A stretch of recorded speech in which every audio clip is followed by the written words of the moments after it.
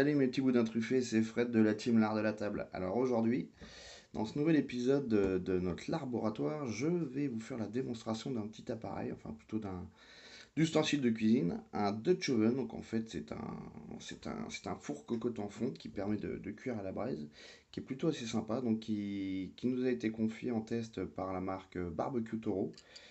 Voilà, j'ai hâte de le tester et donc c'est parti, on y va. Ah voilà, avant de démarrer, je voulais vous montrer un petit truc.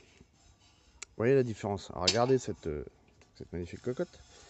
Regardez la différence entre la fonte de cette cocotte et celle-ci. Ça c'est une gamelle que j'ai acheté cet été et j'ai pas encore utilisé. Vous voyez la différence? Il y en a une qui est brillante, l'autre qui ne l'est pas. C'est-à-dire que ça en fait, cette gamelle là, ce que j'ai vu sur la documentation qu'elle est avec, c'est qu'elle est déjà culottée. La fonte est déjà culottée. Donc qu'est-ce que ça veut dire une fonte culottée? Vous voyez par rapport à celle-ci, il y a plein de marques. Dès qu'on met les mains, on sent que la fonte est un peu brute. Celle-ci, elle est comme vernie.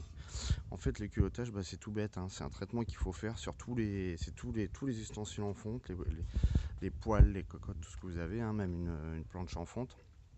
C'est-à-dire qu'avant de l'utiliser, en fait, il faut que vous preniez un petit chiffon, vous passez de l'huile dessus. Alors, le mieux, c'est quand même une huile très peu parfumée, hein, une huile de base, parce que là le but c'est juste de faire un traitement. Donc on met de l'huile dessus, on frotte bien partout et après vous la mettez, par exemple vous la mettez au four à 200 degrés à peu près pour que l'huile pénètre bien à l'intérieur. Le but en fait c'est de faire, vous voyez, cette petite couche protectrice qui fait que déjà ça va protéger intérieur comme extérieur, surtout extérieur, ça va vous protéger de la rouille parce qu'il y a toujours un peu de rouille qui peut se faire au lavage après, et puis surtout ça va faire que ça fait un effet anti-adhérent. Voilà. Vous voyez ici c'est pas fait, on voit la différence, hein, c'est plus brut et voilà. Donc ça c'était pour la petite explication. Salut mes petits David Croquettes. Alors vous voyez, qu'est-ce que je suis en train de faire là? Et tout simplement, j'ai mis mon Dutch oven dans ma braise, puisque là j'ai maintenant un beau tapis de braise. J'ai mis quelques oignons dans l'huile d'olive. Et là en fait je suis en train de faire un gigot, donc je suis en train de le faire rôtir sur les fraises, vous voyez. Et pour en fait gérer la température, parce que là effectivement elle peut sur une plaque à gaz ou autre, hein. Donc la technique c'est on joue avec la braise. Plus on met de braise autour et en dessous de la marmite, et plus ça chauffe. Si on veut après juste mijoter, on retire un peu de braise. Et après vous avez la dernière technique, donc le capot est là, mais si vous voulez griller, vous remettez le capot et vous remettez de la braise sur le capot, comme ça gèle. Donc là vous voyez, moi j'ai ma petite braise, j'ai mon stock de braise là qui continue à se faire derrière. Et là j'ai mis mon gigot, vous voyez, et je suis en train de le faire dorer. Voilà. Comme ça il va bien dorer. Et après comme ça je vais déglacer avec mon petit verre de vin blanc et je vais avoir des bons petits sucs. Voilà. Donc là qu'est-ce que je mets dans ma gamelle? J'ai mis une petite huile d'olive, j'ai mis quelques oignons, j'ai mis 2 pions d'ail juste écrasés avec un gros couteau plat, et des oignons que je fais d'ailleurs. Voilà. Hop. Donc voilà. Donc là ça se passe très très bien. Donc je finis de dorer tout ça. Après je vais tendre un peu, je vais déglacer, je vais tendre un peu avec un petit coulis de tomate et puis un peu d'eau, et puis après on laissera mijoter tout ça. Voilà. Donc je vous dis à tout à l'heure.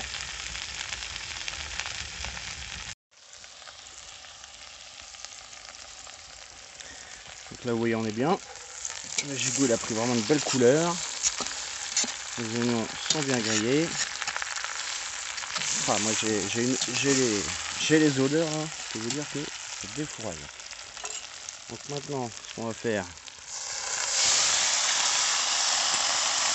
le petit déglaçage à papa qui va bien.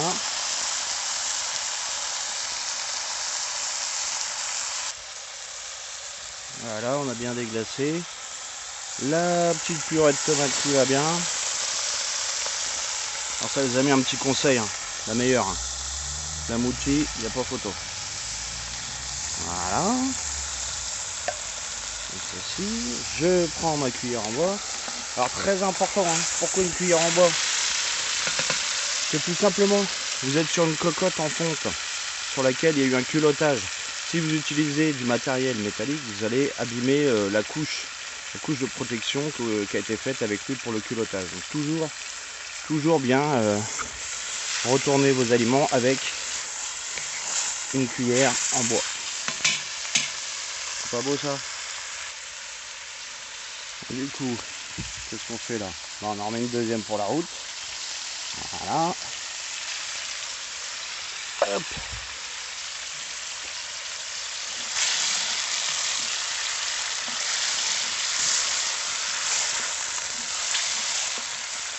Ça chauffe, hein. Là, je peux vous dire que ça chauffe bien comme il faut. Hop, tac, voilà. Et après, on va mouiller tout ça. Voilà. On mouille tout ça. Bon bah voilà les amis. Comme vous pouvez le voir, ça mijote. Ça mijote fort, hein. Ça mijote assez fort. Bon après voilà, c'est aussi parce que là vous voyez j'ai de la braise tout autour, hein. Ce que je vais faire en fait là, c'est que maintenant, comme je suis sur la phase finale et que j'ai plus qu'à attendre pendant je dirais 1 heure, 1 heure et demie que ça finisse de cuire en mijotant, bah en fait ce que je vais faire c'est que je vais retirer après un peu la cocotte. Je vais dégager un peu les braises pour être un peu moins fort en température. Vous voyez là, je sais pas si vous pouvez le voir, avec cette petite sonde. Spéciale dédicace à nos amis de chez Ingbird, hein.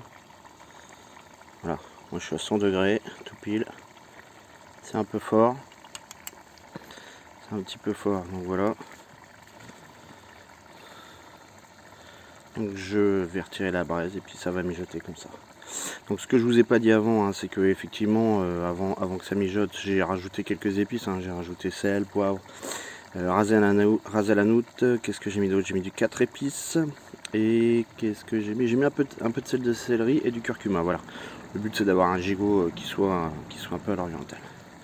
Donc j'espère que cette recette vous aura plu. Moi en tout cas j'ai bien aimé cuisiner avec ce Dutch Oven de chez Barbecue Toro, voilà, parce que pendant un petit moment bah c'est agréable de cuisiner en fait avec quelque chose qui n'est pas à gaz ou électrique, de revenir un peu aux origines du temps. Donc n'hésitez pas à vous abonner à la chaîne, à liker les vidéos et puis à nous rejoindre sur le groupe L'Art de la Table. Allez, salut mes petits poulets de Bresse.